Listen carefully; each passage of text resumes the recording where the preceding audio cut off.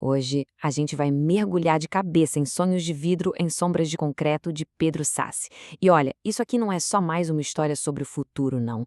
É uma viagem por um mundo que, de um jeito bem assustador, reflete o nosso próprio presente. Bora desvendar esse quebra-cabeça juntos? Para começar, é super importante sacar uma coisa.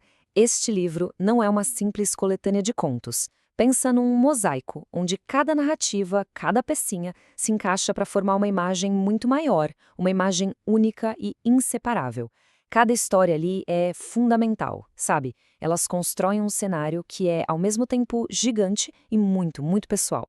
E que quebra-cabeça, viu? A Ana Rush, na apresentação do livro, já dá o recado logo de cara. A proposta aqui é bem essa: destrinchar o pesadelo. Essa frase, por si só, já prepara o terreno para a gente mergulhar numa distopia que tem muito a dizer sobre a nossa própria época. No centro disso tudo, o que a gente encontra? Dilemas. Dilemas pessoais com consequências gigantescas. Não são questões abstratas de jeito nenhum, são escolhas que definem vidas inteiras. Vamos dar uma olhada em como o futuro simplesmente bate na porta de alguns personagens com um contrato na mão. A primeira pergunta já joga a gente direto para o conto Longo Inverno. Imagina só a cena: acordar décadas no futuro, esperando encontrar um mundo cheio de promessas, mas em vez disso você acorda sem absolutamente nada. O dinheiro, o status, o que você conhecia, tudo virou pó, ficou obsoleto. E aí, qual o próximo passo? Daí a gente pula para Hotel 1995. E se existisse uma tecnologia que permitisse reviver um período de tempo de novo e de novo? Um personagem usa exatamente isso para tentar criar o dia perfeito e conquistar uma pessoa. Mas espera aí, qual é o custo ético e psicológico de ficar manipulando o tempo e as pessoas desse jeito?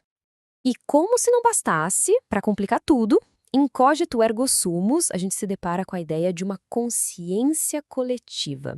Sua mente não é só sua, ela é compartilhada com outras 4 instâncias que vivem em corpos diferentes.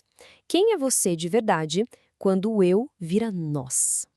E o mais maluco de tudo é que essas 3 realidades, elas coexistem. O cara que perdeu tudo, o amante preso no tempo e a mente coletiva. Todos eles vivem no mesmo universo. E é justamente essa conexão entre eles que revela a verdadeira e, francamente, assustadora complexidade do mundo que o Sassi construiu. Ok, para a gente entender bem essas histórias, a gente precisa primeiro entender o cenário. O mundo é basicamente dividido em 2 lugares que são o oposto um do outro, mas que, ao mesmo tempo, não vivem um sem o outro. A utopia de Arco-Sante e o caos da faixa cinza. De um lado, a gente tem Arco-Sante, um colosso de vidro, sede da República, o lar dos humanistas. A promessa de um futuro brilhante e organizado. Do outro, a faixa cinza. Um labirinto de sombras de concreto, instalações ilegais que são descritas como ninhos de ferrugem, um lugar onde a única lei é a da sobrevivência. Essa divisão, gente, é o coração do conflito social do livro todo. E essa situação do Antônio Masi, o personagem que acorda da criogenia, nossa, ela diz tudo de um jeito brutal. Para quem vive nas sombras, o futuro não tem nada de carro voador ou cidade limpinha. O futuro, para ele, tem cara de coisa clandestina, perigosa e assustadora. Bom, com o cenário montado, bora mergulhar no tema principal do livro, porque ele usa essa distopia toda para fazer uma crítica bem direta ao nosso mundo, principalmente ao que a gente chama de capitalismo tardio e todo o seu mecanismo de exclusão. Só que aqui, a opressão funciona de um jeito diferente. Esquece a ideia de um Big Brother ou um ditador. A ordem é mantida por corporações, por meio de contratos e leis extremamente rígidas. O controle não vem de um tirano, mas de um sistema que foi levado ao extremo mais desumano possível. O caso do Antônio Massi é um exemplo perfeito disso. Ele não acorda para a liberdade, ele acorda para um pesadelo burocrático.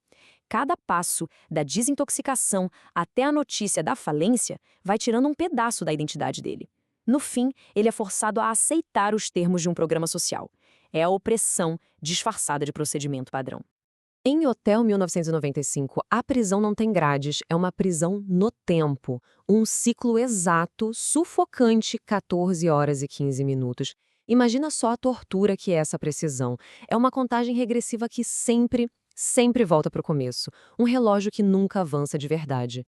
E em Cogito Ergo Sumus, a coisa vai ainda mais fundo. A própria ideia de indivíduo é desmontada. A consciência é dividida entre 5 instâncias, em corpos diferentes, cada uma com sua personalidade, da ambiciosa à tímida. Juntas, elas são uma coisa só. Isso força a gente a pensar: o que afinal significa ser eu? Então, depois de passear por esses mundos e dilemas todos, fica aquela pergunta no ar, né? O quão distante esse futuro realmente está do nosso presente? A obra é um convite para a gente olhar para essas sombras de concreto não como uma fantasia, mas como um espelho. No final das contas, o livro é muito mais que só uma boa história. É quase uma ferramenta. Ele usa a ficção distópica como se fosse uma lente de aumento, forçando a gente a enxergar as engrenagens da exclusão que muitas vezes já estão funcionando na nossa sociedade de forma invisível. E mesmo com tudo isso, o livro não deixa a gente num beco sem saída. Essa citação, lá do finalzinho da obra, é um mistério, mas é poderosa. Mesmo num mundo onde o futuro parece decidido e o presente é sufocante, o passado, ele se torna um lugar de esperança. É um convite para a gente pensar. Então, a pergunta que fica pra gente é: e se a gente olhasse para o nosso mundo hoje e começasse a ver os primeiros traços de arco-sante e da faixa cinza? Sonhos de vidro em sombras de concreto não dá resposta fácil, mas com certeza dá as perguntas certas para a gente começar a procurar.